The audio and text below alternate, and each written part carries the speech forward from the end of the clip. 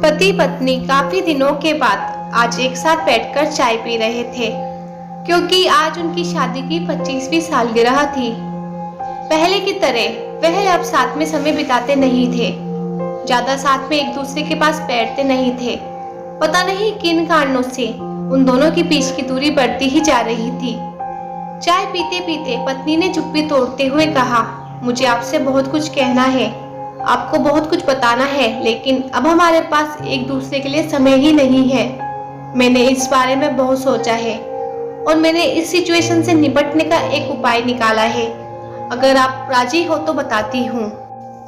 पति ने सिर हिलाकर हामी भर दी। पत्नी ने टेबल के ड्रॉअर से 2 डायरी निकाली और बोली, ये 2 डायरी लेकर आई हूँ, एक आपके लिए और एक मेरे लिए। आज के बाद हम दोनों को एक दूसरे से जो भी शिकायत होगी वह हम अपनी अपनी डायरी में लिख कर रखेंगे। 1 साल बाद जब हमारी 26वीं एनिवर्सरी आएगी तब हम उसे खोलकर पढ़ेंगे। तब हमें एक दूसरे की उन चीजों और आदतों के बारे में पता चलेगा जो हमें नहीं पसंद है और हम उन्हें सुधार पाएंगे या कोई उपाय कर पाएंगे। पति को भी पत्नी का आइडिया पसंद आया और उसी दिन से डायरी में लिखना शुरू हो गया। देखते ही देखते 1 वर्ष बीत गया और 26वीं एनिवर्सरी का दिन आ गया। पति पत्नी दोनों ही डाइनिंग टेबल पर बैठकर चाय पी रहे थे और पास में दोनों की अपनी अपनी डायरी रखी हुई थी जो उन्होंने एक दूसरे के साथ बदल दी। चाय खत्म करके पहले पति ने पत्नी की डायरी पढ़नी शुरू की।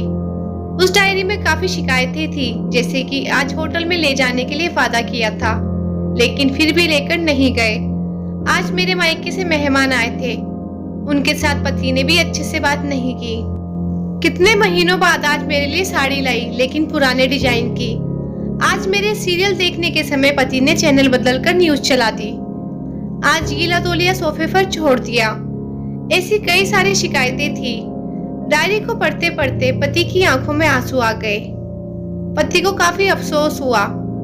वो अपनी पत्नी से बोला, मुझे इन गलतियों के बारे में एहसास ही नहीं था, लेकिन अब मैं तुमसे वादा करता हूँ कि ऐसी गलतियां मैं अब फिर से नहीं दोहराऊंगा। अब पत्नी ने पति की डायरी खोली। पत्नी ने डायरी के कई सारे पन्ने पलटे, लेकिन वह पूरी तरह से खाली थी। कहीं पर भी एक भी शब्द नहीं लिखा था। पत्नी बोली, आपने तो डायरी में कुछ लिखा ही नहीं है।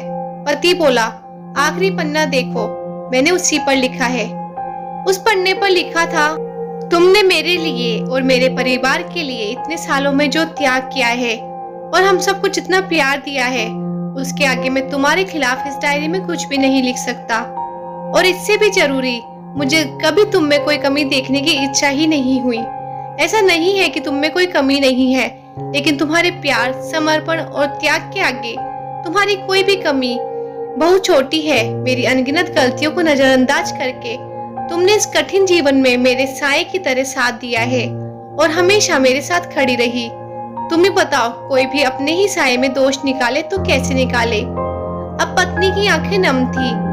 पत्नी ने पति के हाथ से अपनी शिकायतों की डायरी ली और उसे जला दिया। पति पत्नी का रिश्ता एक दूसरे पर विश्वास पर टिका होता है और उसी से वह मजबूत होता है।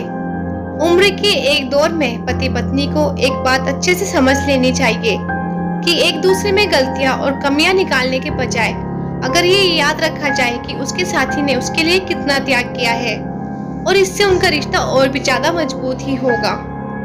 दोस्तों, छोटी सी इस कहानी को लिखने के पीछे और पढ़ने के पीछे मेरा प्रयास ये है कि इन दिनों पति पत्नी में बढ़ती जा रही दूरियां कम हो सके, और खासकर गलतफहमियों की वजह से या सिर्फ बात ना करने की वजह से बढ़ती जा रही दूरियों को आराम से शांति से बैठकर बात करके कम किया जा सकता है या खत्म भी किया जा सकता है। तो दोस्तों, ये थी हमारी आज की कहानी। अगर आप लोगों को ये वीडियो पसंद आई है तो आप इसे लाइक कर सकते हैं, शेयर कर सकते हैं, और ऐसी वीडियोस रोज देखने के लिए आप हमारे चैनल लाइफ लेसन स्टोरीज को सब्सक्राइब कर सकते हैं। Thanks for watching.